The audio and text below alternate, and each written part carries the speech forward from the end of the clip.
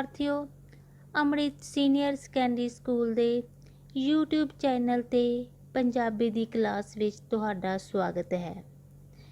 जिवें तुसीं जानदे हो कि असीं अपनी 10वीं श्रेणी की पाठ पुस्तक वनगी विचों अंग संग कहानी पढ़ रहे सां, जो कि वरियाम सिंह संधू जी द्वारा लिखी हुई है। हुण तक असीं कहानी विच पढ़िया कि करतार सिंह की मौत नशा कारण हो जाती है ते घर की सारी जिम्मेवारी उसके वड्डे पुत्र अमरीक ते आ जाती है ते किस तरह अमरीक बाप की मौत तो बाद उस नाल बचपन विच बीते पलां नूं याद करता है। ते आओ पन्ना नंबर 25 ते अगे कहानी नूं शुरू करते हाँ। ओदी दाड़ी विच तौले आउण, क्योंकि जदों कोई नवा आया मास्टर जां अजनबी बंदा अमरीक कोलों उसके प्यो बारे पुछदा तां इहो आखदा वो तेरा वड्डा भरा है ते अमरीक नूं इह चंगा ना लगदा। ओदा प्यो प्यो क्यों नहीं लगदा, भरा क्यों लगदा है। ते वो सोचदा सारे प्योआं नूं सियाने सियाने धौली दाड़ी वाले होना चाहिदा है। प्यारे विद्यार्थियों, कि किवें अमरीक जदों अपने बाप नूं हुण भी जवानां वालियां हरकतां करदे देखदा जां लोग उसनूं उसदा वड्डा भरा कहंदे तां उसनूं चंगा ना लगदा। आओ अगला पैरा पढ़दे हां।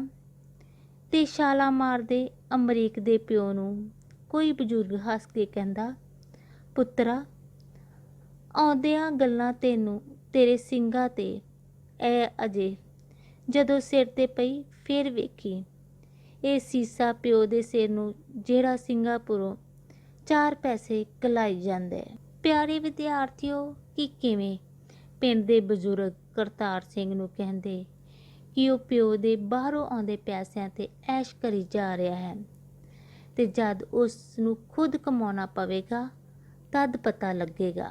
ਤੇ ਇਹ ਵੀ ਗੱਲ ਸੱਚ ਹੈ ਕਿ ਬੱਚੇ ਆਪਣੇ ਮਾਤਾ ਪਿਤਾ ਦੀ ਕਮਾਈ ਤੇ ਹੀ ਮੌਜਾਂ ਲੁੱਟਦੇ ਹਨ। ਇਸੇ ਤਰ੍ਹਾਂ ਹੀ ਕਰਤਾਰ ਸਿੰਘ ਕਰੀ ਜਾ ਰਿਹਾ ਸੀ। ਆਓ ਅਗਲਾ ਪਹਿਰਾ ਸ਼ੁਰੂ ਕਰਦੇ ਹਾਂ। ਤੇ ਉਹ ਸੱਚੀ ਪਿਓ ਦੇ ਸਿਰ ਤੇ ਐਸ਼ ਲੈਂਦਾ ਰਿਹਾ ਸੀ। ਜ਼ਮੀਨ ਹਿੱਸੇ ਦੀ ਠੇਕੇ ਤੇ ਦੇ ਛੱਡਦਾ ਅਤੇ ਆਪ ਪਿੰਡ ਦੀਆਂ ਟਾਹਣੀਆਂ ਵਿੱਚ 2 ਘੋੜਾ ਬੋਸਕੀ ਦੀ ਲਿਸ਼ਕਦੀ ਕਮੀਜ਼ ਪਾਈ, ਸਿਰ ਤੇ ਗਾਜਰੀ ਪੱਗ ਬੰਨੀ ਫਿਰਦਾ ਰਹਿੰਦਾ। ਉਸ ਦੇ ਹੱਥਾਂ ਵਿੱਚ ਤੇਲ ਨਾਲ ਲਿਸ਼ਕਦੀ ਸੰਮਾਂ ਵਾਲੀ ਡਾਂਗ ਹੁੰਦੀ। यार बेली पैसे वाला आदमी कह के उस तो खांदे रहंदे। अमरीक नूं याद सी उसदे प्यो ने निक्के निक्के कई शुगल पा रखे सन।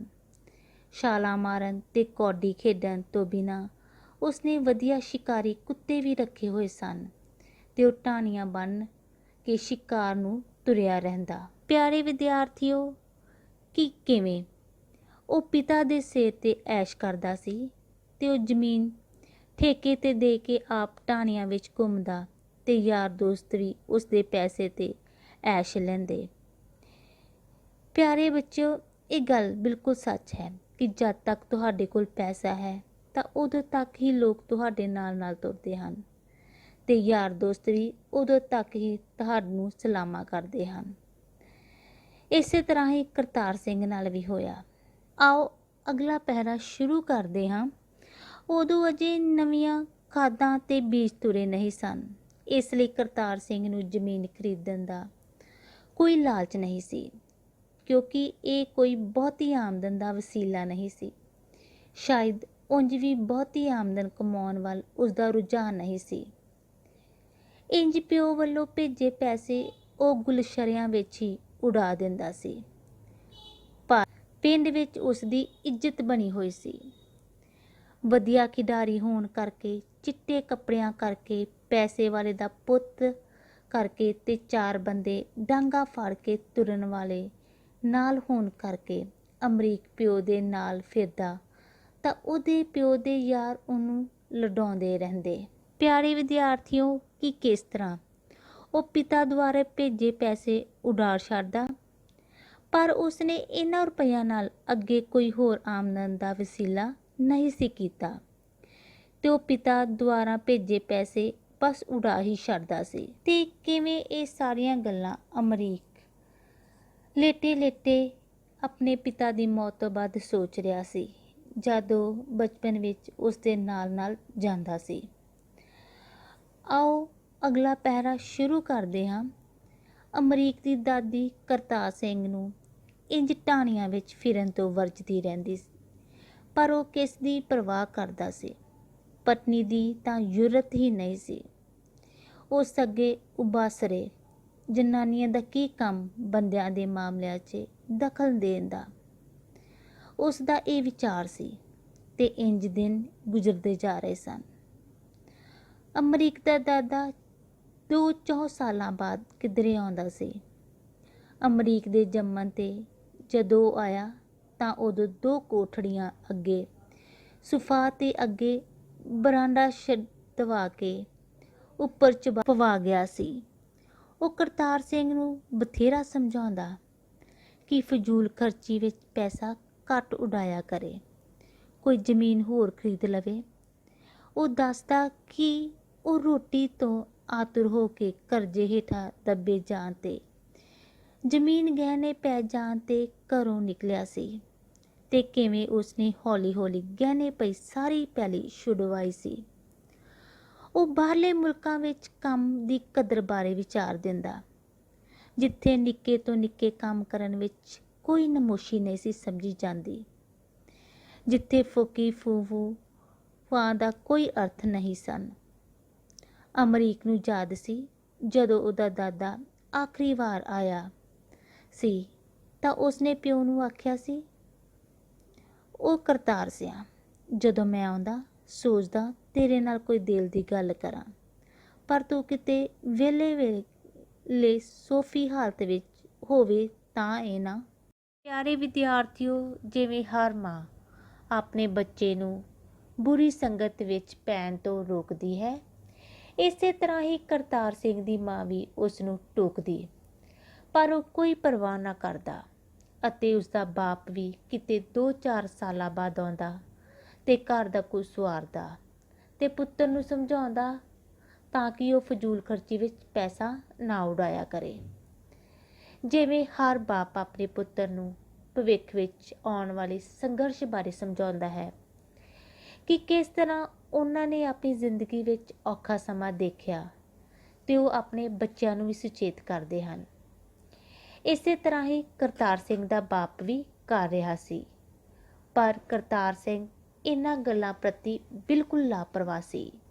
ਤੇ ਕਿਵੇਂ ਕਰਤਾਰ ਸਿੰਘ ਦਾ ਪਿਤਾ ਉਸ ਨੂੰ ਦੱਸਦਾ ਜਦ ਉਹ ਕਰਜ਼ੇ ਹੇਠ ਦੱਬ ਗਿਆ ਸੀ ਤੇ ਜ਼ਮੀਨ ਗਹਿਣੇ ਪੈਣ ਕਰਕੇ ਉਹ ਪਰਿਵਾਰ ਵਾਸਤੇ ਪੈਸੇ ਕਮਾਉਣ ਬਾਹਰਲੇ ਮੁਲਕ ਵਿੱਚ ਚਲਾ ਗਿਆ ਸੀ।